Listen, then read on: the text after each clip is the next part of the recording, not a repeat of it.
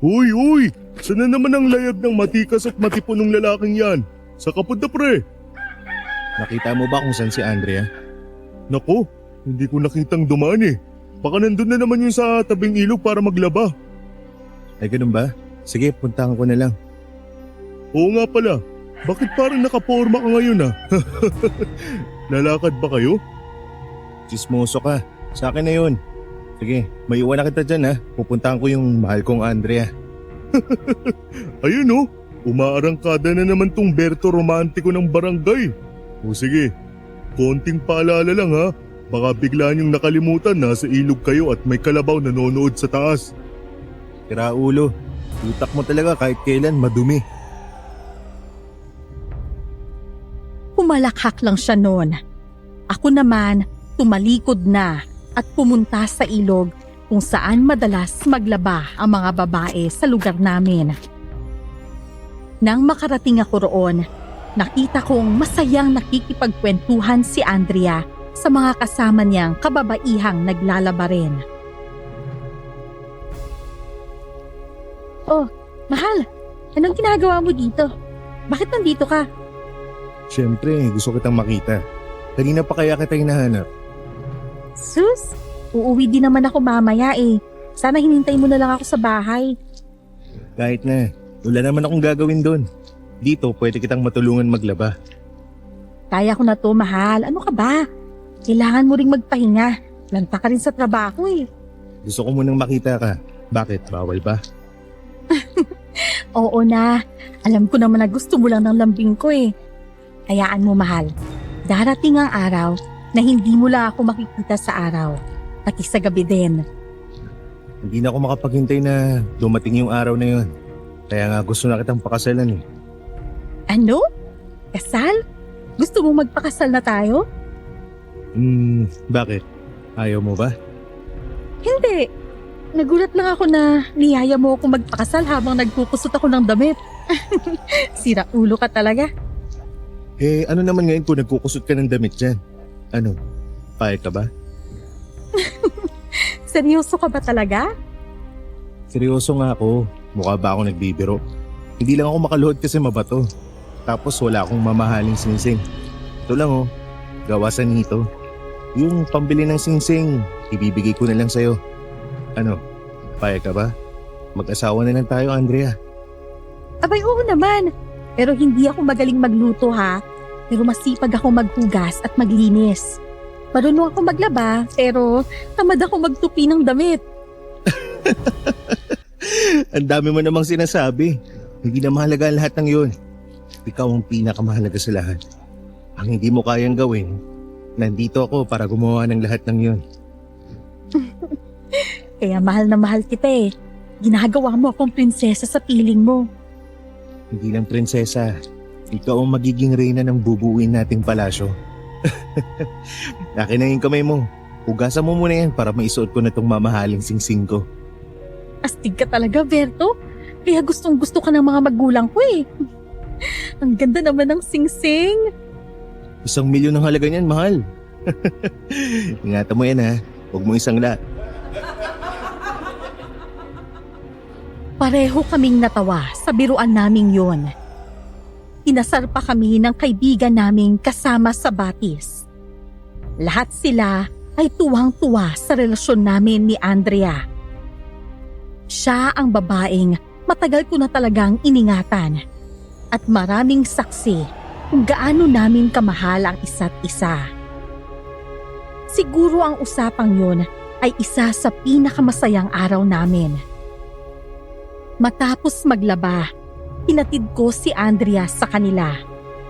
Umuwi lang din muna ako para makapagpahinga. Akala ko tuloy-tuloy na ang saya namin. Ngunit hindi ko inasahan na may darating na matinding unos sa buhay namin. Dahil kinabukasan, pumunta sa bahay namin si Lolo Lando. Lolo Lando, ano pa nangyari? Bakit parang balisa po yata kayo? Diyos ko, Berto! Nawawala si Andrea! Ano? Anong nawawala si Andrea? Hindi ho ba't nasa inyo lang siya? Hindi ko alam kung lumabas ba siya o ano kasi wala namang nakakita sa kanya.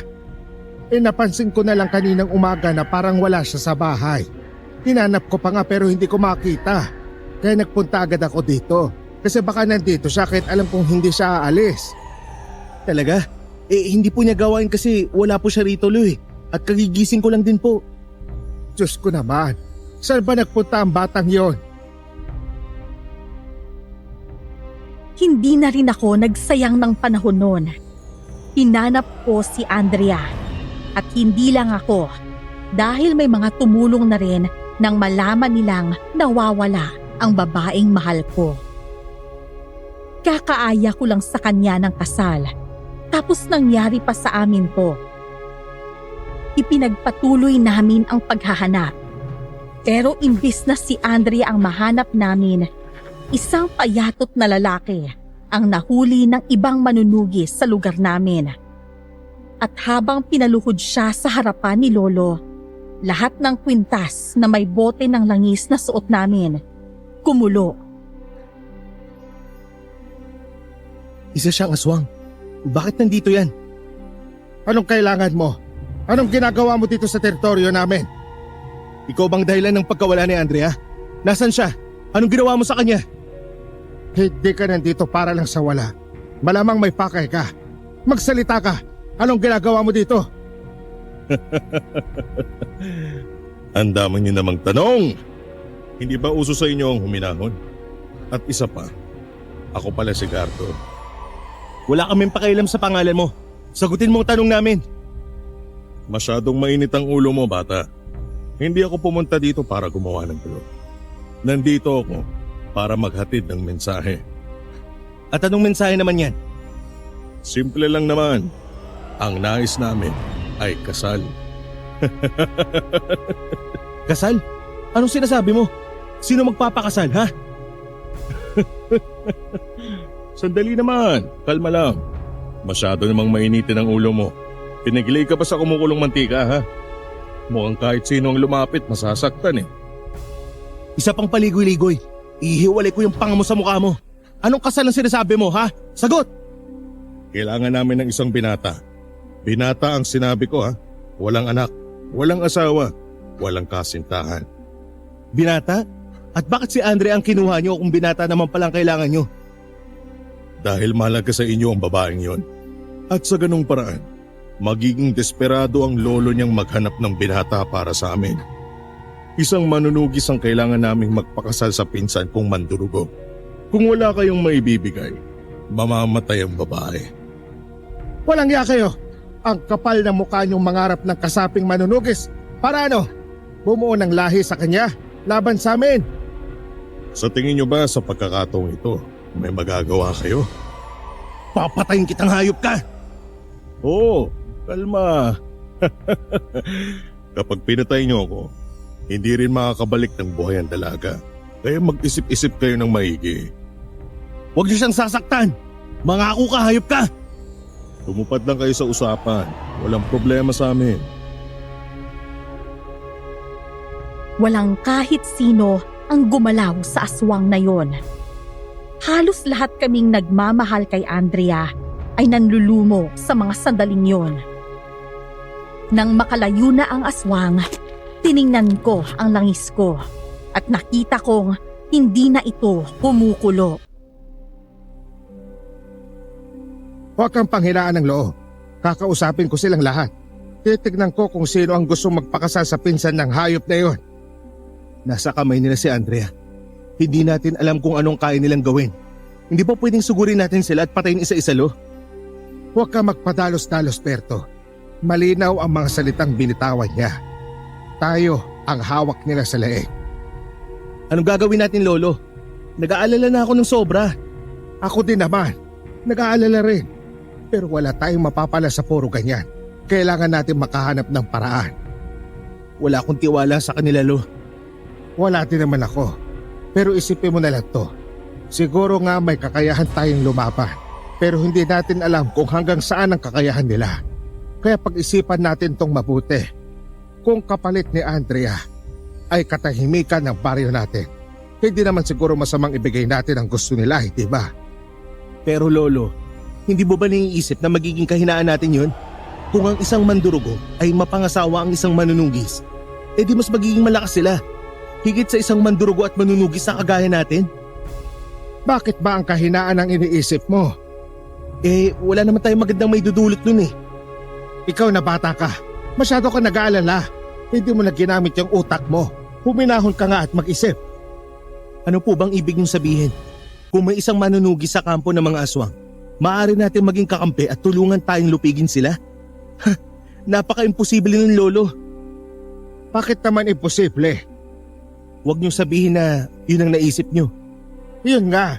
Kaya manahimik ka dyan at pag-isipang mabuti. Kakausapin ko ang ibang kabataan dito. Baka may ilan na gustong magboluntaryo. Paano kung wala? Siguradong wala, lo. Isang malakas na pitik na naman ang ginawa ni Lolo Lando sa noo ko. Alam kong naging makulit ako. Nagmukhang isip bata at hindi isang manunugis. Pero anong magagawa ko? Sinakop na ng samut-saring eksena ang utak ko. Iisipin ko pa lang na mapapahamak si Andrea o di kaya sinasaktan ng mga yon. Umaakyat na sa ulo ko ang dugo ko dahil sa matinding galit. Lumipas ang maghapon. Hindi pa din ako mapakali. Pero tulad ng gusto ni Lolo Lando, pinag-iisipan ko itong mabuti. Kaya naman, hindi na ako nakatiis. Ako na ang pumunta sa bahay nila. Berto! Wala pang binata ang pumapayag na ikasa sa isang mandurugo. Nahihirapan akong kumbinsihin sila. Ayos lang, lolo. May naisip na akong paraan. Ay nako, ayoko nang naiisip mong yan. Kung iniisip mo si Sandro, tinanong ko na din siya. At katulad ng iba, takot sa mga aswang. Lalo na at hindi lang isa ang nakatira doon. Hindi yun, lo. Iba naman ang naisip ko eh. Ano ba ang nasa isip mo? Ako magpapakasal sa pinsan ng aswang na yun. Ano? Paano si Andrea? Ang importante, mabawi natin siya, lo, ng buhay. Hindi natin hawak ang isip ng mga hayop na yun. Kahit anong oras, pwede magbago ang isip nila. Pwede nilang saktan, kainin o ano man ang gusto nilang gawin kay Andrea. Kaya para sa kaligtasan niya, handa akong magsakripisyo. Ay nako ka, bata ka. Ako naman ang malalagot kay Andrea niyan. Alam mo namang boto ako sa inyo. Masaya akong kayo ang magkakatuluyan kaya hindi ko din gusto yung iniisip mo. Pumayag ka na, lolo. Isa pa, matalino naman ako, di ba? Kung ako nasa potera ng mga aswang, kaya kong mabuhay. Pero si Andrea, hindi siya ganun. Magiging albularya man siya pero hindi pa siya biyasa. Hindi ko din naman gusto to. Labag to sa kalooban ko. Si Andrea lang naman ang gusto kong pakasalan, wala nang iba. Wala nang nagawa si Lolo Lando kundi ang pumayag matapos ang mahabang diskusyon. Kung ayaw man ni Andrea na gawin ko ito, sigurado akong darating ang araw na pasasalamatan niya ako. Mas hindi ko kasi kayang matulog, kumain o nakaupo lang habang nasa puder siya ng mga nilalang na yon. Pinaghanda ni Lolo Lando ang lahat upang pumunta sa kuta ng mga aswang. Gusto ni Lolo Lando na maging handa at alam ng lahat ang mangyayari sa pag-iisang dibdib ng aswang at manunugis. Masyado namang mabilis ang inyong pagpunta. Mukhang mahalaga talaga ang babaeng bihag namin. Nandito na ako. Handa na ako magpakasal. Ibalik mo na sa amin si Andrea. Paurungin niyo muna ang mga kasama mo. Nakakatakot eh. Mukhang lalamunin agad ako. Hindi sila gagawa ng gulo kung hindi kayo ang mauuna. Nandito na ang binatang ipapakasal sa pinsan mo. Nasaan na ang kapalit? Huwag kang masyadong atatanda. Ibibigay namin ang babae kapag tapos na ang kasal niyo ng pinsan ko. Ang dami niyong seremonyas. Ano pa bang ginagawa niyo? Lumabas na siya nang matapos na ang kasal. Yan ang gusto ko. Ang atat mapabilang sa angkan namin. Kasunod nun ay naglakad siya papasok sa kuweba na nasa likuran niya. Sa tuktok ng bundok kami nakipagkita sa danggang aswang. Sinabi din niya na doon sila maghihintay, kaya mabilis namin silang natuntun. Mukhang inaasahan niya na ang pagdating namin, kaya nakatayo siya at nakaharap sa direksyon namin. Pare, sigurado ka ba sa ginagawa mo? Hindi ba kulto tong mga aswang? Tayo pa talagang sumugod dito. Akala ko pa naman kasalan yun ni Andrea ang dadaluhan ko. Hindi ka ba nasabihan ng iyong ina? Sa kanya ako nagtanong kung pwede kang ikasal sa isang aswang. Ano? Aswang? Bakit ko naman gugustuhin ikasal sa isang aswang? Eh bakit ka kasi sumama dito? Anong kailangan mo? Hindi ka naman manunugi sa kagaya namin. Sinabi ko na kanina. Akala ko kasalan yun ni Andrea ang dadaluhan nilang lahat. Hindi ko naman akalain na ikakasal ka pala sa isang aswang. Puro ka kasi pagkain eh. Hindi mo iniintindi yung paligid. Siguraduhin mong kaya mong ipagtanggol ang sarili mo kapag nagkagipitan na. Si Andrea lang ang kaya kong ingatan. Sira ulo, pababayaan mo ba talaga ako? Lolo Lando, kaya mo ba akong lamunin ng aswang? Manahimik ka na lang. Hindi ka naman manunugis pero sumama ka pa din. Bahala ka. Kung gusto mo, iligtas mo na agad ang sarili mo ngayon na. Ayoko, dito lang ako sa tabi mo lolo.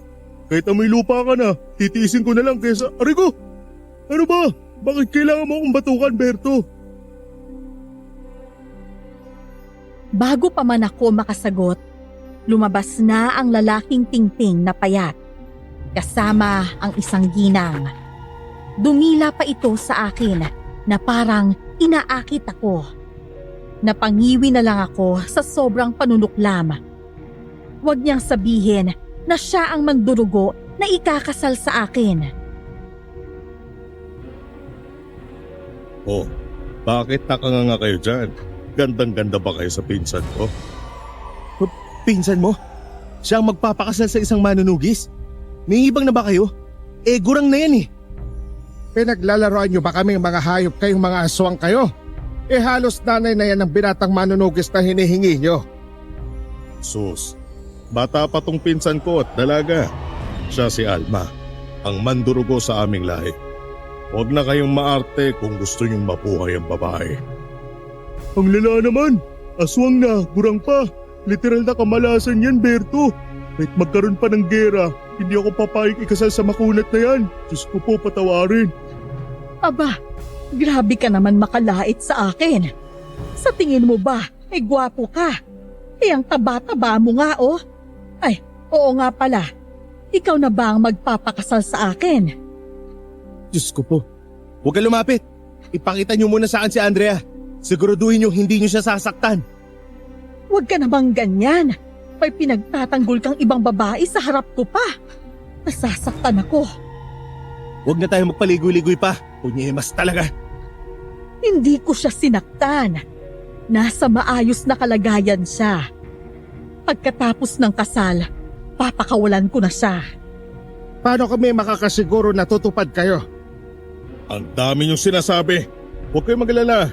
May isang salita kami. Kailan ang kasal? Hindi pa pwedeng simulan na natin? Rico, bakit lo? Bigyan niyo muna kami ng oras para mag-isip. Hindi maliit na bagay ang magpakasal, lalo na sa taong hindi mo mahal. Hinawakan ni Lolo Lando ang kamay ko. Sa totoo lang, hindi ko naman talaga gusto ang magpakasal sa isang pukluban. Pero sa tuwing naiisip ko si Andrea, tumitindi ang galit na nararamdaman ko. Sa sobrang pag-iisip, hindi ko namalayan na nagpaalam na pala si Lolo Lando sa mga aswang. Ano yun? Bakit nyo hinayaan makaalis sila? Alam kong hindi mo gustong gawin to. Kaya pag-isipan nating mabuti, hindi pwedeng magpadalos-dalos. Sinabi ko naman na sa inyo, hindi pwedeng magtagal si Andrea sa poder nila. Kung ang pagpapakasal ko sa lalong madaling panahon ang makakapagligtas sa kanya, mas mabuting gawin na natin ngayon din. Ang isang katulad ni Alma, hindi kanya basta-basta bibitawan. Sigurado ako, kapag naikasal na kayo, Pipilitin kanyang magkaanak kayo. Kapag hindi mo sinunod, pwede nilang patayin ka o si Andrea. Mga tuso ang katulad nila. Ano gagawin natin? Hayaan na lang natin si Andrea sa poder nila. Nag-aalala din naman ako. Nandito na din tayo. Bakit hindi na lang natin sugurin? Sa tingin ko, mas maganda ngang labanan natin sila. Nandito na din naman tayo. Humanda ang lahat. Papasukin natin ang kuwebang yan. Sandali! Hindi natin alam kung ilan ang aswang sa loob ng kuweba. Kaya mag-iingat kayo. Ako ang mauuna. Siguraduhin yung mananatiling ligtas si Andrea. Tandaan nyo, ang kailangan nating mapanatiling buhay, siya, at hindi masasaktan. Hindi tayo nandito para pumatay ng aswang. Tumango ang mga kasamahan ko. Nagmadali silang sumunod sa amin ni Lolo Lando. Pinasok namin ang kuweba kung saan sila pumasok kanina. Madilim ang loob. Padilim ng padilim habang papalapit kami sa dulo. Ilang sandali pa ay nakarinig kami ng malakas na sigaw. Mabilis akong tumakbo sa pinagmula ng sigaw. Nakarating ako sa dulo. Walang kahit sino. Inikot ko ang mga mata ko at napagtanto ko na nakalabas na pala ako. Tiningnan ko ang likuran ko at nandoon ang mga kasamahan ko at si Lolo Lando.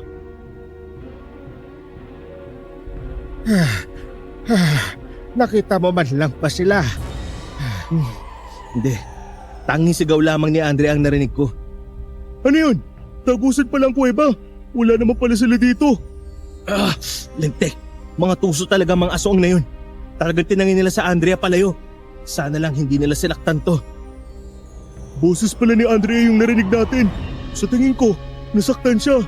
Hindi siya sisigaw ng ganun kung hindi. Wala na tayong oras pa. Sigurado akong malapit lang dito ang kuta niya. Madali natin silang mahahanap dahil sa mga langis na nasa ating lee. Maghiwa-hiwalay tayong lahat. Meron sa Hilaga, sa Silangan, sa Timog, at maging sa Kanluran. Mas madali natin mahanap ang kuta niya. Sumipol lang kayo ng malakas kung nakita nyo. Pero wag kayong atake. Naunawaan nyo ba? Tama. Kahit anong mangyari, huwag kayong gagawa ng gulo. Sabihin niyo agad kami. Lahat kami ay nagkasundo.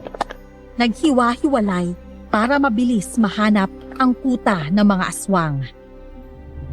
Hindi pa kami nakakalayo sa isa't isa nang sabay-sabay kumulo at nag-init ang suot naming mga langis. Napatigil kami at maya-maya sa gitna naming lahat, bumagsak ang isang ibon. Sa isang malakas na hangin, nagpalit ito ng anyo. Naging isang patpating lalaki, mapulang mga mata at mahabang kuko. Susugurin ko na sana siya nang pigilan ako ni Lolo Lando. Hindi ba malinaw ang usapan natin? Hayop ka! Sinaktan mo ba si Andrea? Anong ginawa mo sa kanya? Bakit siya sumigaw? Sinaktan mo ba siya? Ang dami mong tanong. Bakit hindi ka nalang pumayag sa kasal na gusto namin? Papakasalan mo na naman ang pinsan ko. Engot ka ba? Sino naman ang magpapakasal sa isang makunat na gurang? Pwede na siyang maging kamag-anak ng buhaya sa sobrang... Aray! Aray ko! Ang sakit! Ba't mo naman ako binabatukan, Lolo Lando? Huwag ka na lang magkomento ng kung ano-ano pa dyan. Manahimik ka na lang kasi kung wala kang magandang sasabihin. Hindi din naman maganda ipapakasal sa'yo eh. Kaya bakit kailangan ko may sabihing maganda? Isa pa, totoo naman ang sinasabi ko. Hindi ba mananahimik ang kaibigan niyo? O gusto niya akong magpatahimik sa kanya? Hindi na kailangan. Mananahimik na siya. Hinawakan ni Lolo ang bibig ni Sandro. Maging ang mga kasama ko, tinalian ang bibig nito. Natakot din naman si Sandro dahil humaba at namula ang mga mata ni Gardo. Senyales na kaya nitong saktan si Sandro anumang oras. Huwag kayong susunod at gumawa ng gulo sa kuta namin. Pinapasabi ni Alma, kung hindi buo ang loob niyong magpakasal, hindi naman siya mamimilit. Pero hindi namin masisiguradong ligtas ang babaeng yun. Hayop kayo! Ganun talaga kapag nasa iyo ang alas. Nakikipag-usap kami ng maayos sa iyo. Wala na bang ibang babae o talagang pwedeng ikasal sa binata namin? Kung binata ang gusto nyo, dapat dalaga naman ang ipakasal nyo. Yung walang anak, hindi matanda at hindi pinagsawa ng ibang lalaki. Sa tingin niyo ba, may karapatan kayong humili ng kanyang bagay? At bakit hindi? Hindi ko na kailangan magpaliwanag. Kung ayaw niyo, edi wag. Ganon kasimple. Nga pala, may isa pa. Kung may masaktan kahit sinong aswang, hindi kami mangingimi na patayin siya. Sige, papayag na ako. Anong sinabi mo? Sigurado ka ba dyan? Oo, Lo. Sigurado na ako at kaya kong ikasal sa katulad niya. Aba, ayos. Matikas kang lalaki ka. Tapusin na natin ang usapang to. Dali mo na ako sa kuta nyo at gawin ang seremonyas ng kasal. Masusunod, mahal na hari. Oo nga pala. Ibibigay ko naman ng ligtas ang babae sa inyo. Hindi niyo na kailangang dalhin ang madaming kalalakihang yan. Baka matakot ang maraming aswang sa mga armas niyo. Magkagulo pa. Tumango naman ang lahat ng manunugis. Nagsimula na silang maglakad pa uwi, habang kami, si Lolo at si Sandro ay sumunod sa danggang aswang. Hindi ko nagawang ipagkatiwala si Sandro sa mga kasamahan kong manunugis. Alerto sila, maliksi at mabilis kumilos. Maaari nilang iwan si Sandro at posibleng maging problema pa ito. Nang makarating kami sa kuta nila, para silang pulto sa gitna ng kabundukan at sa gitna ng mga kabahayan ay may nakahandang dekorasyon. Mukhang nakahanda na ang kasal niyo ah. Masasarap siguro ang nakahain dyan. Ano pang ginagawa natin? Halika na, pumasok na tayo. Kahit kailan, pagkain lang talaga ang nais mo. Bakit kasi? Hindi mo na lang siya sinama sa iba pa uwi. Maiksi yung pasensya ng mga yun. Baka mapatay pa siya ng mga yun. Ako lang ang kaibigan niya. Ako lang din at ang pamilya niya ang makakaunawa sa kanya. Siya lang din ang bukod tanging hindi naging manunugi sa kalalakihan sa baryo natin, hindi ba? Naiintindihan ko. Sana hindi siya maging sagabal sa pagligtas natin kay Andrea. Nakalimutan ko palang sabihin, tapos na ang pagbilog ng buwan. Kaya naman, maghihintay pa kayo ng isang buwan bago muling bumilog ito at ipakasal siya kay Alma. Anong ibig mo sabihin? Ang ibig ko lang naman sabihin ay mananatili ka at ang babaeng si Andrea sa poder namin hanggang maikasal kayo. Dak ng putya! Anong kalokohan yung sinasabi mo? Kaya nga ako nagmamadaling pumunta dito para agad na mabawi si Andrea sa poder nyo. Oo nga, sumunod kami sa kasunduan. Kaya dapat sumunod din kayo. Bakit pinagluloloko mo kami? Hindi kami nikipagbiroan dito ah. Ilabas mo si Andrea at magpapaiwan ako dito. Sa tingin nyo ba may pagpipilian kayo? Ikaw tanda at ikaw na matakaw, lumayas na kayo. Salamat sa paghatid nyo sa binatang to. Mag-iingat kayo pa uwi. Baka maging kayo ang pagkain ng uhaw na hayop. Sira ulo pala to eh. Mabilis kong nilapitan si Danggang Tingting. Kinuwelyuhan ko siya, pero sa halip na magalit, mas kinatuwa pa niya ito. Hinigit naman ni Lolo Lando ang likod ng damit ko para pigilan ako. Tiningnan ko ng masama si Lolo, pero umiling lang siya sa akin. Habang ang dangga naman ay patuloy na tumatawa. Bitawan mo siya! Hindi! Kailangan mo siyang suntukin para matauhan! Kinakayan-kayanan tayo eh! Akala niya siguro natatakot tayo sa kanya. Mag-isa lang naman siya! Huwag ka nga ganyan. Mag-isip nga kayong maigi. Ito lang ang hinihiling ko. Ang makitang maayos si Andrea. Kapag nangyari yun, papayag na kami sa gusto niya.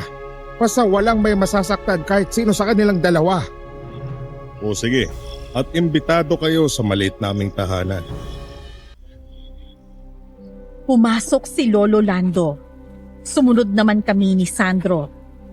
Ilang sandali lang, dumating si Alma, kasama si Andrea. Nakapiring si Andrea habang hawak ng dalawang lalaki. Siguradong aswang din yon. Sinenyasan kami ni Gardo na huwag magsasalita. Kung hindi, mapapatay ito.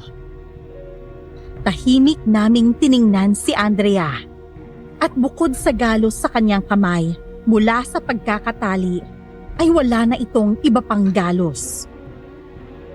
Mahinahon din ang kilos ni Andrea na parang alam din niya ang nangyayari. Muling sumenya si Gardo.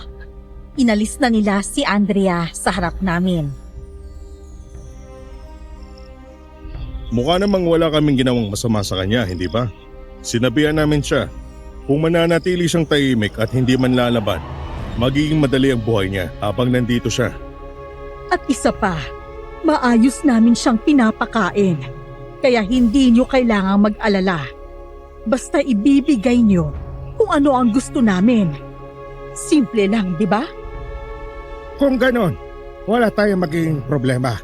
Babalik kami bago ikasal si Berto para kunin si Andrea. Siguro naman, tutupad kayo sa usapan. Lo, mag-iingat kayo pa uwi.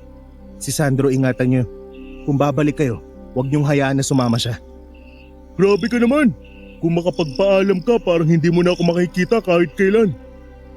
Huwag kayong madrama. Pwede pa naman kayong bumisita dito. Pero kailangan maging mabait kayo sa akin.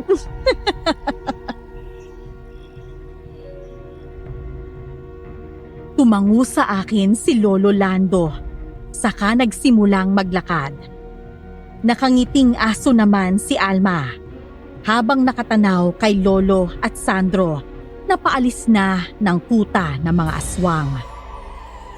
Mas dumikit siya sa akin. Pumupulupot pa ito sa braso ko. Hindi ko matagalan ang amoy niya. Tama nga si Sandro. Higit pa sa amoy lupa ang aswang na to. Hindi ba ang galing ko?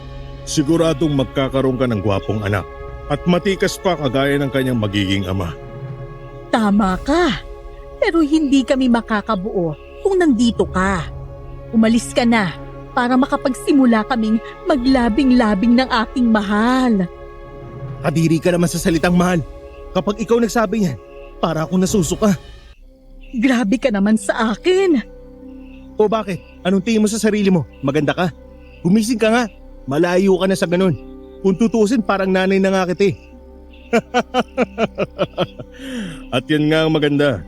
Kung mahalaga sa iyo ang babaeng yon, sigmurain mo itong mapapangasawa mo. Gardo naman, bakit parang sumasang-ayon ka pa dyan sa mga sinasabi nila? Akala ko ba maganda talaga ako? Maganda ka naman talaga, may edad ka lang. Pero 'di ba sabi ko, isipin na lang natin, nasa dalagang edad ka pa lang. Oo nga pala, maiiwan ko na muna kayo dyan. 1 buwan lang naman. Ayos lang naman kung mauunang bumuo ang bata kaysa kasal. Nasa modernong pamumuhay na ang mga tao sa ibang lugar sa bansa. Hindi na uso ang kasal muna bago mag-anak, kaya hindi masama yon. Ayos ka lang ba? Bakit hindi ka nagsasalita? Hindi mo ba gusto dito? Alam mo ba para akong nasusuka? Naku, bakit naman? Masama ba ang pakiramdam mo? Halika, ipagluluto kita ng pagkain. Aalagaan din kita hanggang sa gumaling ka. Hindi na kailangan. Ayos lang naman ako. Pumasok ka na sa loob. Susunod na ako. Sasamahan kita. Kailangang maging mas malapit tayo bago tayo ikasal. Hindi pa tayo kasal. Kaya huwag kang masyadong malapit sa akin. Kailangan ko din namang makahinga. Bakit? Hindi ka ba nakakahinga sa tabi ko? Oo, baho mo kasi. Hindi ko na matagalan. May sinasabi ka ba? Hindi ko masyadong marinig eh. Ang sabi ko, pumasok na tayo. Humawak na naman sa braso ko si Alma. Dinikit pa niya ang kanyang dibdib sa braso ko. Gusto ko na namang masuka sa sobrang pandidiri. Maya-maya, inihilig niya ang kanyang ulo sa balikat ko. Nasulasok ako sa baho ng kanyang buhok na parang 10 taon nang hindi naliliguan. Ano ba? Hindi mo ba napapansin na tutusok na ako ng napakatigas mong buhok? Ay, pasensya na. Ilang araw ko na kasing hindi napapaliguan to. Araw lang ba? Mukhang 10 taon nang hindi naliliguan yan sa tigas ha. Huwag ka ngang ganyan. Baka masaktan mo ang nararamdaman ko at sa ibang bagay akong gumante. Pasensya na. Pwede bang maligo ka muna? Hindi talaga ako sanay sa amoy niyo eh. Sana maintindihan mo. Naiintindihan ko naman. O sige, paliligo muna ako sa batis. Diyan lang sa malapit. Kung gusto mo, pwede mo kong samahan. Pwede mo kong tulungang maligo para lumambot ang buhok ko. Pagod kasi ako. Pwede bang ikaw na muna? Gusto kong matulog. Mag-uumaga na din kasi. Hindi pa ako natutulog. Kayo kasi, sanay nagising sa gabi. Naiintindihan mo naman kasi ako, di ba? O sige, bumawi ka na lang mamaya ha, pagising mo.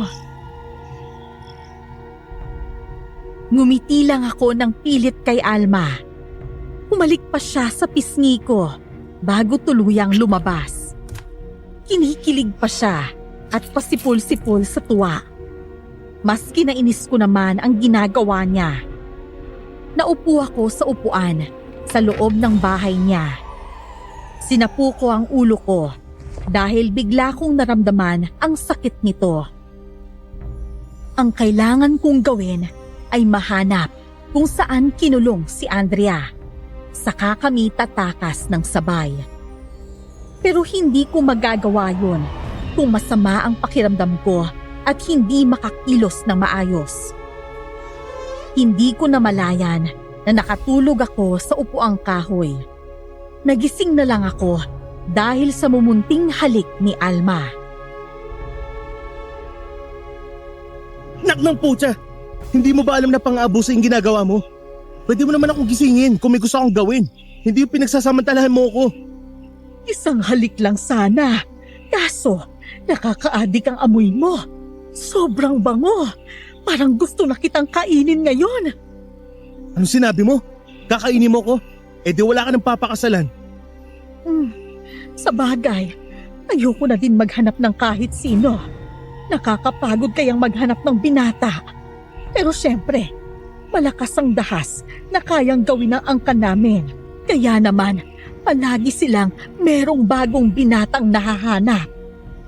Anong ginagawa mo sa mga napapangasawa mo? Pinapatay mo din ba sila? Syempre hindi. Ang iba, kusang namamatay. Ang iba naman, tumatakas at nagmamatigas. Kaya pinapatay siya ng kapwa-aswang naman.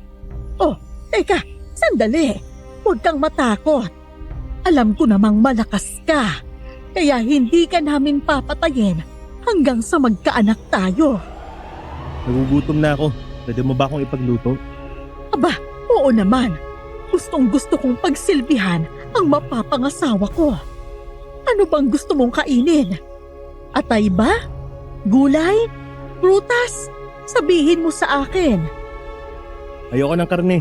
Gusto ko ng prutas na lang pala, pero yung bagong pitas sa patag na asyenda. Ayoko ng pinitas sa kabundukang ito. Kaya mo bang ibigay sa akin yon? Parang sobra naman ata ang hinihingi mo. Sobra na ba? Pasensya ka na. Hindi ko lang kasi kayang kumain ng karne, lalo na at hindi ako makakasiguradong karne yun ng hayop o tao. Sana naman maintindihan mong tao din ako. Hindi pa ako sanay sa pamumuhay niyo. Ay nako, pwede naman yung mga prutas dito sa gubat, di ba? Padaming prutas dito sa bundok. Malilinis naman ang mga yon. Sa tingin mo ba, kakain ako ng mga prutas nang hindi ko alam kung sa malinis ba yun nakatanim? Pasensya ka na talaga ha. Gusto ko lang makakain. Kahit anong gutom ko, hindi ko makakain ng mga pagkain na walang kasiguraduhan kung malinis ba ito o hindi. Hindi ko alam na ganyan ka pala kaarte. Naiisip ko tuloy na ibalik ka na lang sa inyo at patayin na lang ang babaeng yon.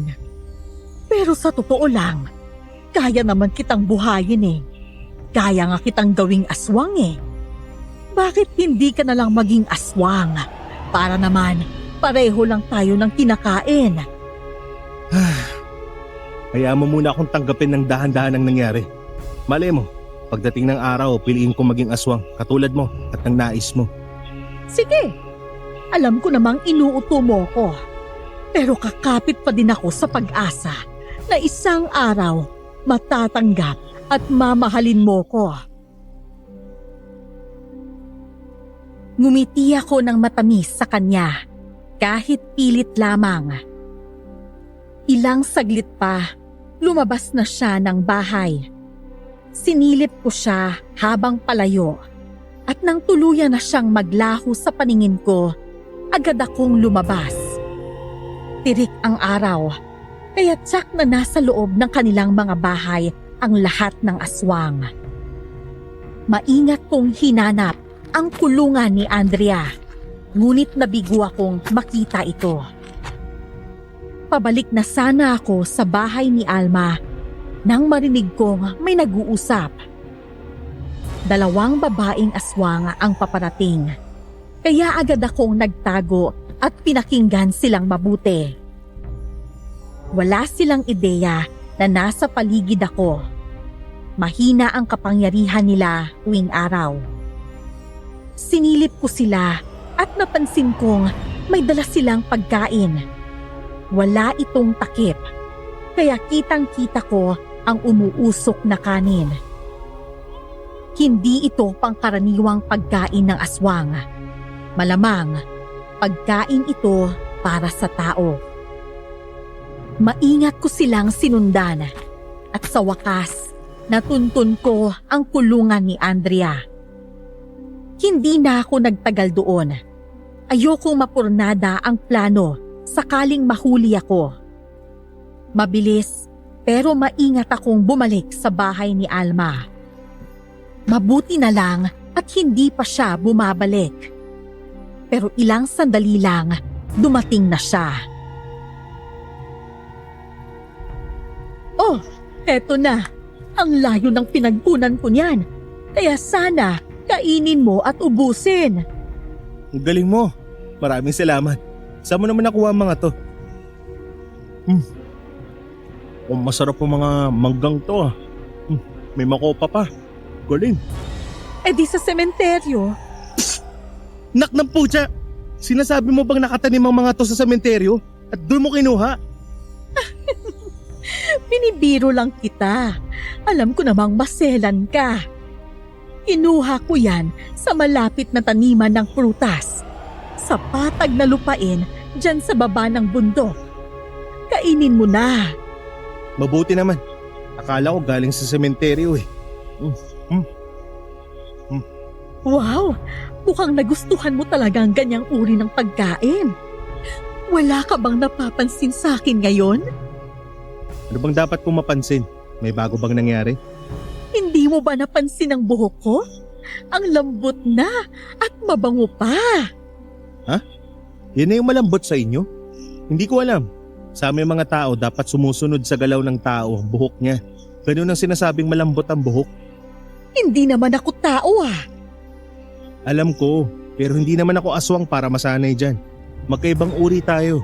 Kung hindi ako magbabago, dapat ikaw. Ikaw ang matanda, kaya maging mapagbigay ka. Kapag ba sinunod ko ang gusto mo, magiging mas malambing ka na sa akin? Pwede, basta yung hindi ka nakakatakot tignan. Para naman masanay akong araw-araw kang makita. Kung ganon, anong gagawin ko? Ano ang dapat kong gamitin para maging malambot at mabango ang buhok ko? Bumili ka ng shampoo at conditioner. Ano? Anong uri ng bagay yon? Bakit kasi sa bundok kayo nakatira? Bumaba din naman kayo minsan para naman may alam kayo sa modernong mundo. Sabihin mo na lang kasi kung ano yon para mabili ko kaagad. Gusto kong maranasan ang paglalambing mo. Hindi ko gusto ang simpleng mabait ka lang sa akin at hindi sumisigaw. Kung sa iba, iyan na ang malambing mo. Pero sigurado akong may ilalambing ka pa. May pumipigil lang sa'yo. Pumunta ka sa bayan, madaming tindahan doon. Sabi mo lang yung shampoo at conditioner. Bumili ka ng madami para mapalambot at mapabango mo yung buhok mo. Mahal ba ang bagay na yon? Hihingi pa ako kay Gardo ng pera. Siguradong may pera naman kayo. Abay, hindi ko alam. Pero dyan ka na lang muna. Magpapaganda muna ako para maganda ako pagdating ng kasal natin. Mabilis na umalis si Alma. Kita ang pananabik sa kanyang mga mata na may konting inis. Nang matansya ko nang nakalayo siya, agad akong lumabas. Nagmadali akong umalis ng lugar. Agad kong hinanap ang daan pauwi sa aming baryo. Kailangan ko na ng tulong. Kailangang maitakas namin si Andrea bago pa man mahuli ang lahat. Nang makarating ako, laking gulat ng mga manunugis na nakakita sa akin. Tinawag nila si Lolo Lando, kaya mabilis itong lumabas. Anong ginagawa mo dito? May nangyari ba? Si Andrea, iniwan mo ba siya? Tumakas ako. Bakit ka pala nandito? Anong ginagawa mo dito? Nag-iensayo. Nagpapalakas ako para maging kasing lakas mong manunugis. Sinasabi mong bata ka. Nandito ka lang naman para kumain. Inuubos mong merienda ng mga estudyante ko. Grabe ka naman, Lo. Hindi kaya. Huwag kang maniwala dyan, Berto. Nagpapalakas talaga ako.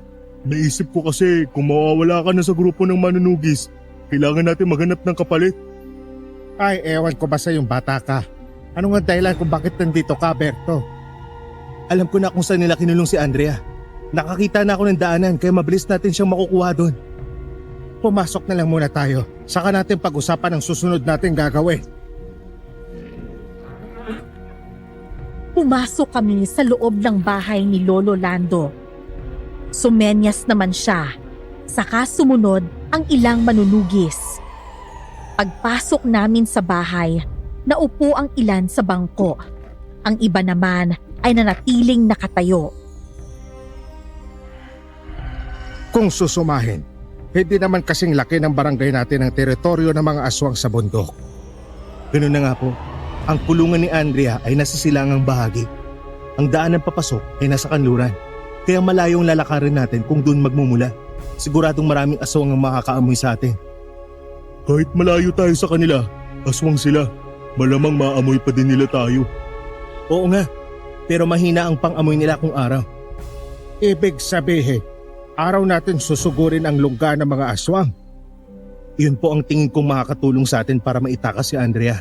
Ang kailangan natin, maitakas siya ng tahimik. Kailangan may 3 tatalon sa likod. Bakit 3? Siguro naman, kaya ng 2 si Andrea.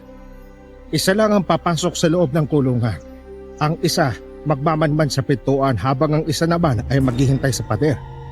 Kailangan mayroong magbibigay ng senyales sa bawat aksyon na gagawin. Naiintindihan ko, pero kailangan tahimik natin gagawin yon. Hindi pwedeng mapansin tayo. Kung maraming tao ang papasok, mapapansin nila tayo. Sigurado masasaktan si Andrea. Hindi ba parang ang hirap namang gawin ng sinasabi nyo? Gusto nyong itakas si Andrea sa loob, pero gusto nyong tahimik lang gawin to? Kahit mahina ang pakiramdam nila sa araw, siguradong mararamdaman pa din nila. At kung mangyari yun, hindi magiging tahimik ang pagtakas nyo sa kanya. Hindi nyo ba naisip yun? Dahil sa sinabi ni Berto, mas lalong sumakit ang ulo namin ni Lolo Lando. Ilang ulit pa kaming nagkaroon ng argumento. Pabalik-balik ang palitan ng opinyon. At sa huli, nakapagpasya kaming tahimik na ilabas si Andrea. Matapos naming mag-usap ni Lolo Lando, kasama ang mga manunugis, napagpasyahan ko na umuwi sa teritoryo ng mga aswang. Nang makarating ako, nasalubong ko si Alma. Napansin niyang kararating ko lang din. Pero wala siyang sinabing kahit ano. Sa halip ay naglakad siya papasok sa kanyang bahay. Maging maingat ka sa ginagawa mo. Anong sinasabi mo? Dumidilim na. medyo delikado na. Mas maganda kung bukas na lang tayo mag-usap. Ano bang dapat natin pag-usapan? Kung hindi ka kakain, matulog ka na lang. Bakit ganyan ka? Siguro may ginawa kang masama kay Andrea, no? Bakit mo naman naiisip ang bagay na yan? Kung wala kang ginawa kay Andrea, bakit iba ang aura mo? Ano naman ang ibig mong sabihin? Masyado kang kalmado at mainhin ngayon. Pwede kong isipin na hindi ka si Alma na nais ako mapangasawa. Nakakapagtaka kasi. Hindi mo kailangang mag-isip ng kung ano-ano. Hindi pa ako naliligo. Sa amoy at itsura ng buhok ko, masasabi mo pa din naman na ako ang Alma na sinasabi mo. Pero anong palabas pa to? Nakakapagtaka lang na hindi ka malambing sa akin. Hindi ka tindikit ng dikit at hindi mo ginawa ang gusto ko sa buhok mo. Anong meron? Matulog ka na lang. Sa tingin mo ba makakatulog ako ng ganito? Pakiramdam ko may binabalak kang gawin. Paano kung patayin mo ako habang natutulog? Hindi ka ba nag-iisip? Tulog ka o hindi, pwede kitang patayin kung gugustuhin ko. Pagod ako at ayoko nang makipag-usap. Kaya manahimik ka na. Ano ba kasing dahilan bakit ganyan ka umasta ngayon? Ano ba kasing iniisip at binabalak mo? Mananahimik ka ba? O gusto mong may gawin ako sa babaeng nasa kulungan? Subukan mong galawin si Andrea. Kaya kitang patayin ngayon din. E di manahimik ka. Tumalim ang kanyang boses at ramdam ko ang bigat ng banta niya. Hindi ako kumibo. Alam kong nahuli niya ako. Pero bakit wala siyang ginagawa sa akin? Parang may bagay akong hindi alam. Nananatili akong nakaupo, naguguluhan, habang paulit-ulit kong iniisip ang plano naming itakas si Andrea. Ngunit dala ng matinding pagod sa pagtakbo kanina. Hindi ko na malayan na nakatulog na pala ako. Nagising ako sa malakas na kalabog. Isang matigas na bagay ang bumagsak sa sahig. Kasunod nito, ang tunog ng itak na tumatama sa sangkalan. Biglang bumilis ang tibok ng puso ko. Dahan-dahan akong lumapit sa pinagmula ng ingay.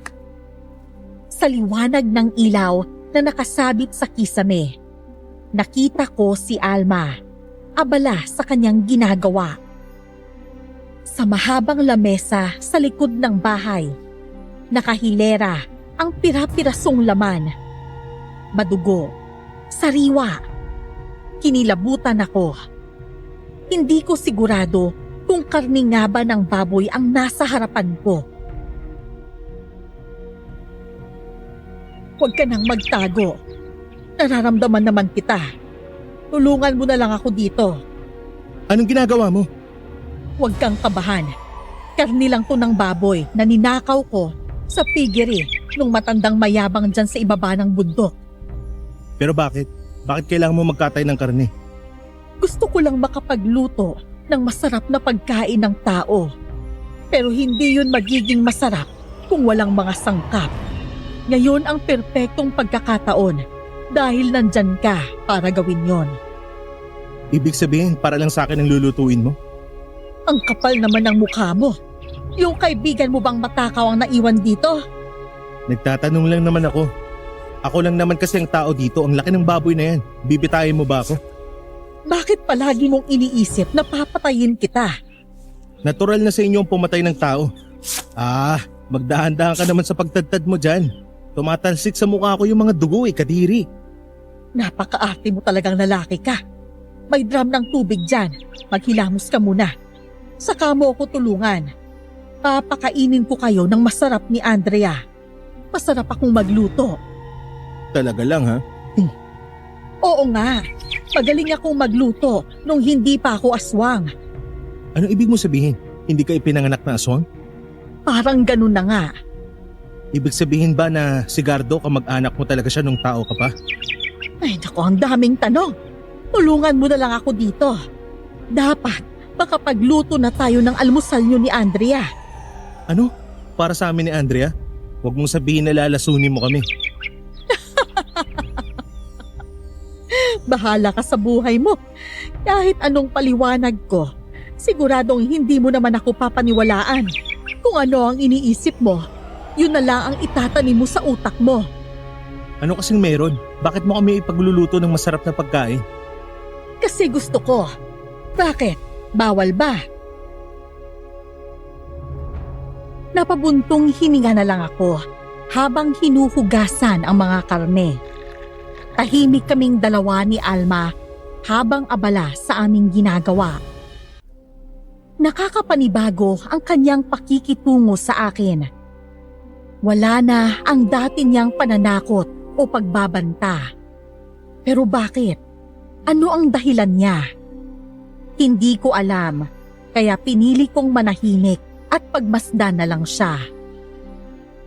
Matapos naming magluto, dumating ang dalawang babaeng aswang.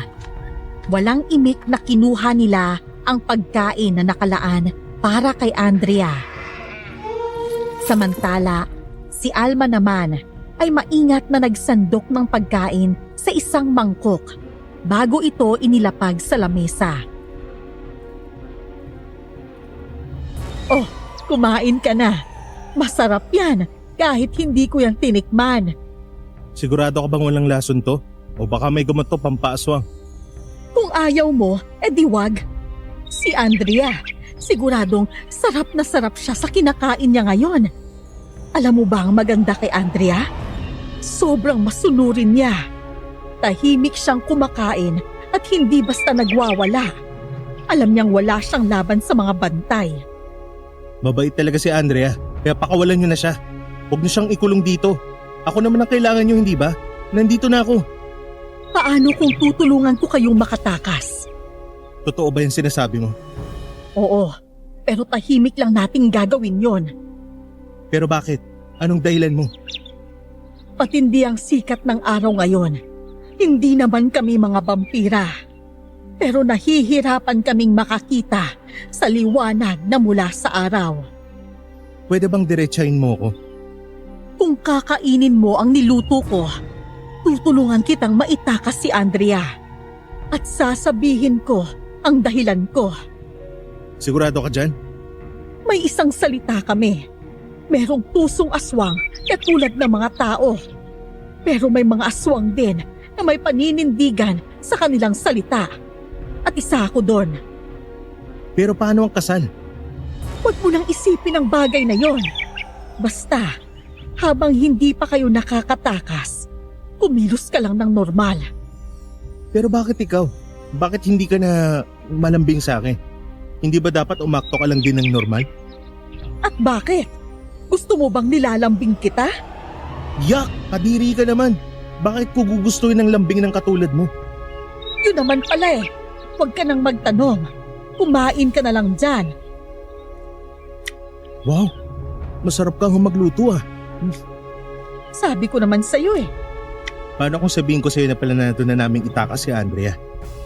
Eh di mabuti. Mas madali dahil katulong nyo na ako. Hindi ka talaga nagagalit? Kapag nagalit ako, sisiguraduhin kong kakainin kita ng buhay. Natawa ako sa sinabi ni Alma. Hindi ko alam, pero magaan ang loob ko kumpara sa una naming pagkikita. Nang sumapit ang tanghalian, nagulat akong makita na natutulog ang mga lalaking bantay sa kulungan. Ang mga aswang sa bahay na nadadaanan ko ay ganun din. Mga tulog sila at mukhang hindi basta magigising. Kinapkapan ko ang aswang na bantay. Nakita ko ang makalumang susi. Mabilis kong binuksan ang kulungan ni Andrea. Agad ko siyang nilabas. Tumakbo kami pakanluran, pero nasalubong namin si Alma. Takot na takot si Andrea at nagtago sa likod ko. Hindi mo kailangang matakot sa akin. Doon na kayo dumaan at mahihirapan kayo kung aakyat pa kayo dito. Baka may makakita sa amin dyan. Baka magising si Gardo. Berto, bakit casual kang nakikipag-usap sa kanya? Hindi ka ba natatakot? Hindi mo kailangang matakot sa akin, Andrea. Kakampi niyo ko. Walang makakakita sa inyo. Lahat sila nakatulog na. Si Gardo naman, 3 araw na siyang hindi umuuwi dito. Mukhang naghahanap pa siya ng magiging aswang. Hindi ko naiintindihan, pero hindi naman na siguro ako apektado sa bagay na yan. Mauna na kami bago pa siya bumalik. Sasama ako. Bakit? Bakit ka sasama sa amin? Gusto kong makasiguradong nakarating ng ligtas si Andrea sa mga magulang niya. Ang mga aswang na nandito ay mahimbing ang pagkakatulog. Tulad ng sinabi ko kanina, maaaring magising sila pagkatapos ng 3 o hanggang 5 oras. Paano nangyari yun? Kahapon, may nakita akong kabling. Isinama ko yun sa pagkain ng mga aswang kaninang umaga. Sa isang bahay lang kasi kinukuha ang pagkain ng lahat ng aswang dito. Isa yun sa patakaran ni Gardo, bilang tanda ng pagkakapantay-pantay. Ano yung kabling na sinasabi mo? Alagaw ang tawag ng iba sa kabling. Mabisa itong pampakalma sa mga tao o aswang na makakainom. Wala naman itong masamang epekto. Berto, bakit ka naman nagtitiwala sa isang aswang? Halika na, umalis na tayo. Huminahon ka, Andrea. Akong bahala sa'yo. Alma, sabihin mo sa akin kahapon anong nangyari. Bakit mo sinabi ngayon na planado mo ang lahat? Umalis na lang muna tayo. Baka biglang bumalik si Gardo. Kailangan nating iligtas sa mga inosente, katulad ni Andrea. Magtitiwala ako sa'yo, pero kung isa lang itong patibong, sisiguraduhin ko magbabayad ka. Berto, ayoko sa kanya. Sanay na akong makakita ng aswang, pero hindi ko pa din kayang magtiwala sa kanila. Shh! Ayos lang yan. Nandito ako. Nandyan din lang sa paligid sila Lolo Lando at ibang kasamahan ko. Nagpatuloy kami sa paglalakad. Nang makalabas kami, nakita namin ang nag-aalalang mukha ni Lolo Lando. Wala kaming sinayang na oras. Madaming tanong si Lolo Lando. Pero sinabi kong ipapaliwanag ko ang lahat kapag nakauwi na kami. Kailangan munang masiguradong ligtas si Andrea. Sinalubong kami ng magulang ni Andrea. Naiyak sila habang nagyayakapan. Pero nagbago ang ekspresyon nila nang makita si Alma. Nagkatinginan sila ni Lolo Lando. Saka pinadala si Andrea sa magaling na albularyo para matingnan. Pumasok kami sa loob ng bahay ni Lolo Lando. At paano mo siya nakilala? Sino po? Si Alma po ba? Malamang. Sino bang ibang tao dito? Siya ba ang kumuha sa anak ko? Huminahon ka, Linda. Anong problema at nagkakaganyan ka? Anong meron sa kanya? Ako ang tunay na ina ni Andrea. Ano? Paano mo nasabing totoo ang sinasabi mo? Paano nangyari yun? Bago ako manganak, nakagat na ako ng aswang. Hindi kumalat ang pagkaaswang sa katawan ko. Pero nagkaroon ng komplikasyon sa loob ko. Naghalo ang dugo ng tao at ng aswang. Kaya nagkaroon ng matinding peklat si Andrea sa may hita niya. Oo, tama. Nakita ko yun nang minsan magsuot siya ng maiksing pambaba. Akala ko nabawasan lang ng maliit na likido. Bago ako mawalan ng malay at matunto ng mga aswang, nakiusap na ako kay Linda na ampunin ang anak ko. Sinabi kong ituring niyang sariling anak at huwag babanggitin ang tungkol sa akin. Umuulan ng gabing yon.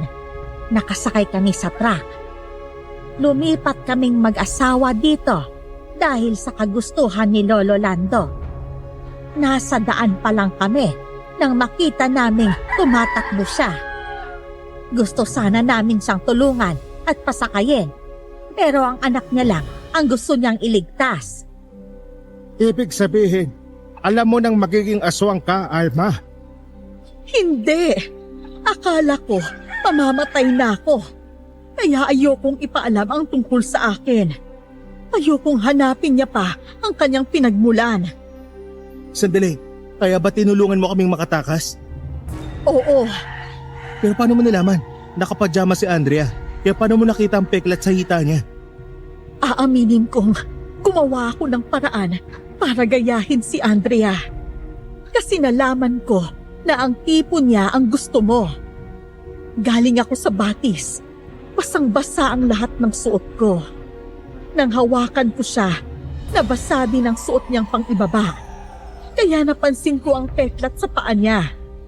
Kaya sa pumunta ng bayan, naglakad-lakad ako sa bundok hanggang sa matagpuan ko ang alagaw at makabuo ng plano. Ngayon, naiintindihan ko na kung bakit gano'n ang kinikilos mo kagabi. Akala ko may binabalak kang masama sa akin. Pero bakit mo kinuha ang anak mo? Inilagay mo sa panganib ang buhay niya. Huminahon ka. Ang mahalaga ngayon, ligtas na si Andrea. Hindi ako ang may kagustuhan nun. Si Gardo. Siya ang may kagagawa ng lahat. Nang kagatin ako ng isa sa mga alagad niya, ang balak nila ay kainin ako. Kaso mahina ako nun. Walang sustansya silang makukuha. Kaya ginawa nila akong aswang. Bumubuo sila ng malaking grupo para lumupig sa inyo. Masyado kayong malalakas na manunugis. Walang makakatalo sa inyo. At nauubos lang ang angkan namin. Kaya naisip nila na ang makakatalo lang sa inyo ay ang kasing lakas nyo. Isang binatang manunugis ang kailangang buntisin ang isang mandurugo. Kaya naman, kinidnap nila si Andrea nang ito ay minsang lumabas para magpahangin ng gabing yon. Pero hindi mabubuntis ng isang katulad mo. Matanda ka na at hindi kaya manganak pa. Ang unang plano ay magsagawa ng ritual pagkatapos ng kasal. Mahirap yon, kaya hindi sigurado kung magtatagumpay. Kaya naman, ang sunod na plano ay ubusin ang dugo mo. Kilala akong mahilig sa batang lalaki. Kaya naman, sa akin kanila hinabilin. Hindi kanila pipiliting maging aswang. Pero kaya kong ubusin ang dugo mo hanggang sa manghina ka. Iniisip nilang hihingi ka ng tulong para mabuhay.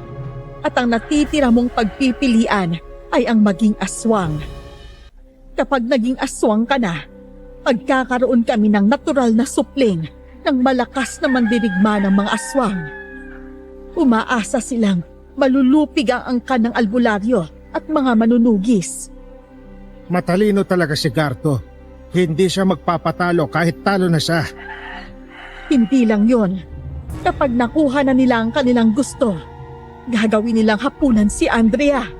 Naknang, puso talaga ang aswang na yun. Kinala ko na to nung una pa lang. Wala siyang paninindigan sa kanyang salita. Ang aswang na laging talunan, gagawin ng lahat makuha lang ang panalong kanyang inaasam. Kailangan yung patayin ang hayop na yan. Baka balikan niya si Andrea. Alam niyo kung gaano ko kamahal ang nag-iisang anak kong yon. Tutulong ako kung kinakailangan. Sandali kaming nanahimik. Ang mga revelasyon sa aming harapan ay hindi pa gaanong pumapasok sa isip ko. Sa lahat ng ginawa ni Alma, hindi ko pa din siya kayang pagkatiwalaan ng buo. Patuloy pa din sa pag-aalala si Nanay Linda. Kaya naman, dinala siya ni Lolo Lando sa pinakatagong lugar kasama si Andrea. Pero hindi ito alam ni Alma. Maging ako ay wala ding alam kung saan sila dinala. Pero sigurado akong ligtas doon si Andrea. Lahat na makikita niyo aswang, patay niyo! Wala kayong ititira! Sasama ako! Si Lolo Lando! Iiwan na lang natin siya dito! Hindi! Gusto kong sumama. Gusto kong makapaglabang muli. Marunong na ako makapaglaban katulad ng turo nyo. Kaya naman, hayaan mo na to sa amin. Mas magandang dito ka na lang, matanda ka na at baka maging ikaw pa ang kahinaan namin. Tama ang sinabi ni Sandro. Kasama naman namin si Alma. Malaking tulong siya para sa ibang mandurugo na pipiliting lumaban. Kaya ko naman. Pangako, hindi ako magiging pabigat sa inyo. Hindi na lolo, kailangan malakas ka pagdating ng araw ng kasal namin. Kaya naman huwag ka nang matigas ang ulo. Mas magandang maiwan ka na lang dito kasama ng ibang katandaan. Ikakasal? Ikakasal pa din ba tayo? Lola na kita, Kaya bakit ko pa hahayaang ikasal sa'yo? Kami ni Andrea, ikakasal talaga kami. Ibig sabihin, totoo ang usap-usapan na ikaw ang nobyo ni Andrea. Hindi ako makapaniwala. Ang sarili kong anak, ang katulad mo ang tipo niya? Bakit parang lugi naman dun si Berto? Parang sinasabi niyo na hindi siya karapat-dapat sa anak niyo. Matika si Berto, gwapo at hindi na basta-basta. Pero teka, paano mo naging anak si Andrea? Ang dami mo pang sinasabi. Halika na, hindi na natin kailangan magdahan-dahan. Ipakita natin tayo ang hari ng mundong to. At hindi ang katulad nilang nilalang. Pero hindi mo pa nasasagot yung tanong ko eh. Malalaman mo din sa susunod. Mauna na kami, Lolo. Mag-iingat kayo dito. Siguraduhin yung mabubuhay kayong lahat at uuwing walang bawas. Naiintindihan nyo? Lahat kami ay nangako kay Lolo Lando na uuwing ligtas. Mabilis kaming naglakad papunta sa bundok na kung saan matatagpuan ang kuta ng mga aswang.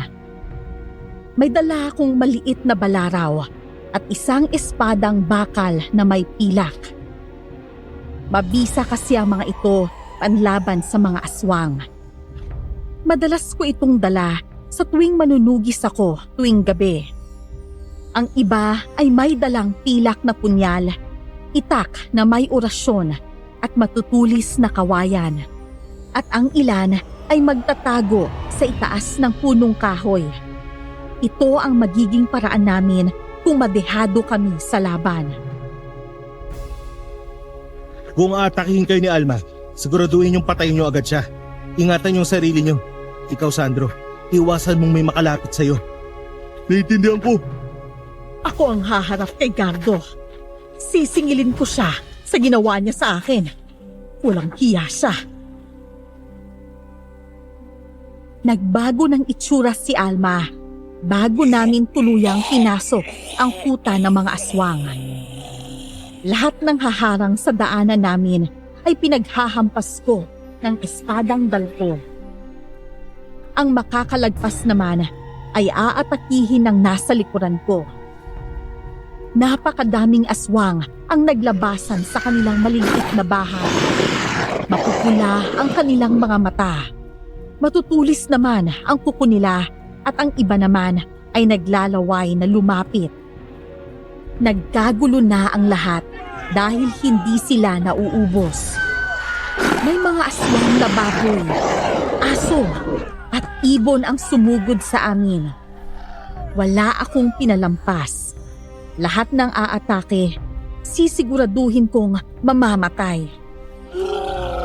Halos 1 oras din kaming nakikipaglaban nang masulasok ako ng mga alikabok ng mga aswang na namatay. Anong ginagawa niyo? Sinira niyo ang karya ko! Bitawan mo siya! Hindi ba pinsa mo siya? Bakit mo sasaktan? Alam kong alam mo na. Hindi ka na dapat magmaang-maangan pa. Patayin mo siya kung gusto mo. Aswang siya at hindi siya tao. Kaya anong pakialam namin sa kanila? Gusto mo bang ikaw ang unahin ko? Subukan mo kung kaya mo. Sa lakas ko, baka ikaw pa ang kainin ko. Sa galit ni Gardo, binato niya si Alma palayo.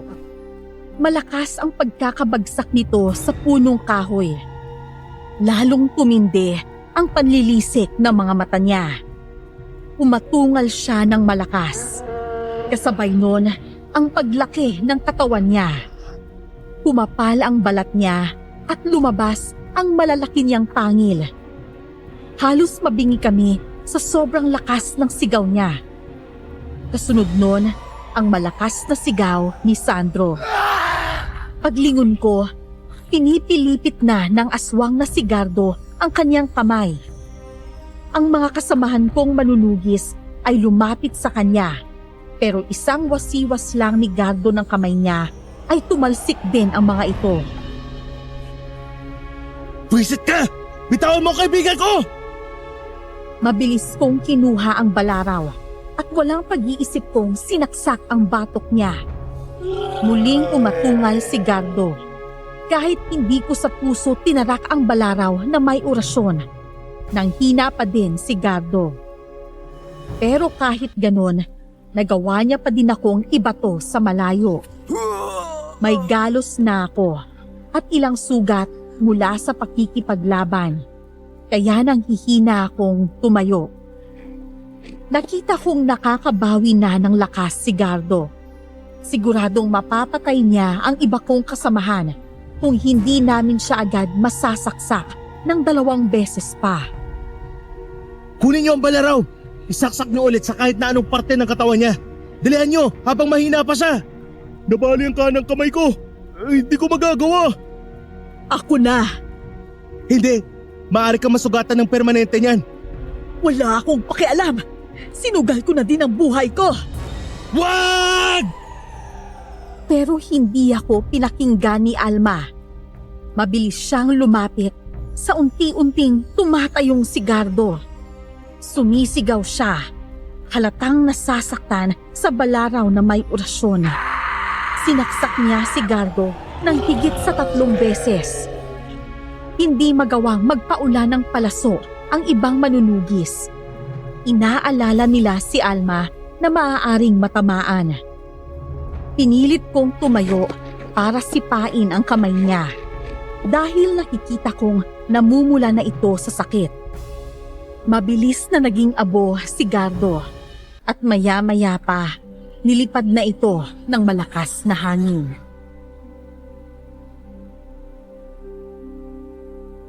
Ano bang nasa isip mo? Nababaliw ka na ba? Ubus na ang mga aswang dito. Kung matitira ako, baka maging katulad ako ni Gardo.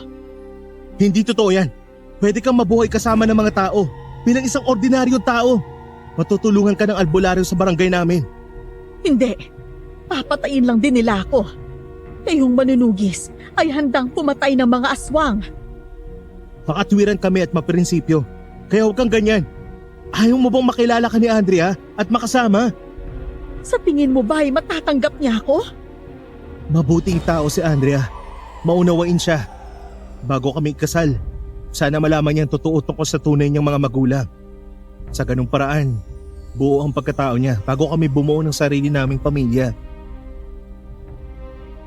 Umiiyak si Alma ng malakas. Lahat ng manunugis ay lumapit sa amin. Sinabi kong magsimula na silang maglakad pa uwi.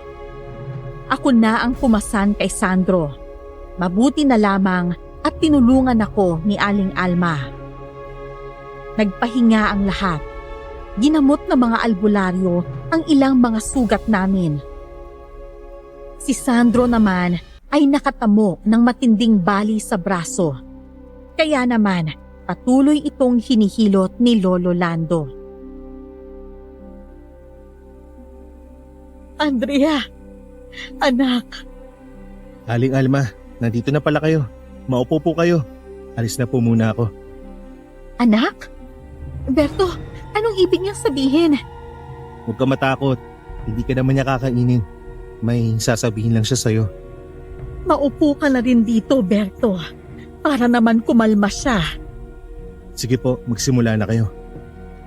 Andrea, ako ang tunay mong ina. Ha? Ano pong sinasabi niyo? Hindi naman po ako katulad mong aswang. Pinagbubuntis kita nung naging aswang ako. Akala ko mamamatay na ako noon. Kaya naman pinamigay kita sa unang taong nakasalubong ko. Sila ang mga magulang mo ngayon. Paano nangyari yun? Paano niyo nasabing anak niyo ko? Ang balat sa hita mo. Nakuha mo yan noong nagkakomplikasyon ako sa dugo habang pinagbubuntis kita. Hindi madaling makuha ang ganyang balat dahil resulta yan ng naghahalong dugo ng tao at aswang. Ang lakas ng loob mo at bukas na isip sa mga katulad namin ay isa ring bagay na nagpapatunay na anak talaga kita. Ganyan na ganyan ang itsura ko noong kabataan ko. Alam ba to nila, nanay? Nakilala niya ako nung hinatid ko kayo. Kaya pala, natigilan ka nung sinisigawan kita sa kulungan. Kaya ba, tinulungan mo kaming makatakas at lumaban kasama nila? Tumango si Aling Alma.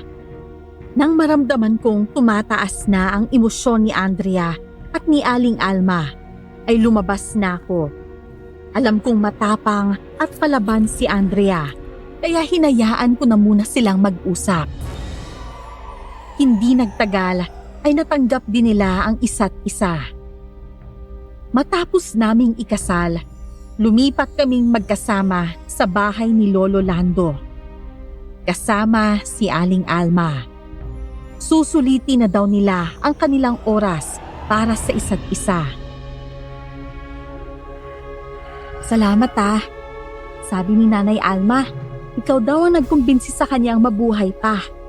Kaya pangako daw niya na mabubuhay siya katulad kung paano siya nabuhay bago ako ipinanganak. Wala yun. Kami ang dapat magpasalamat. Malaking naitulong niya sa aming laban. Kumusta si Nanay Linda? Hindi na ba siya umiiyak?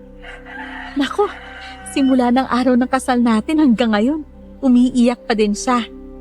Kaya naman kailangan ko talagang bumisita doon araw-araw. Ayaw mo kasing doon na lang muna tayo tumira eh. Si Nanay Linda, takot pa din kay Nanay Alma. Kaya kailangan dito tayo tumira kay Lolo Lando. Malaki naman tong bahay niya para sa atin. Tama na yung laping-laping nyo. Halina kayo't mag-almusal. May ensayo ka pa, Andrea. Tandaan mo, hindi mo pwedeng tanggihan ang pagiging albularya dahil ikaw ay napili ng ating gabay. Oo, tama na yan, Lo.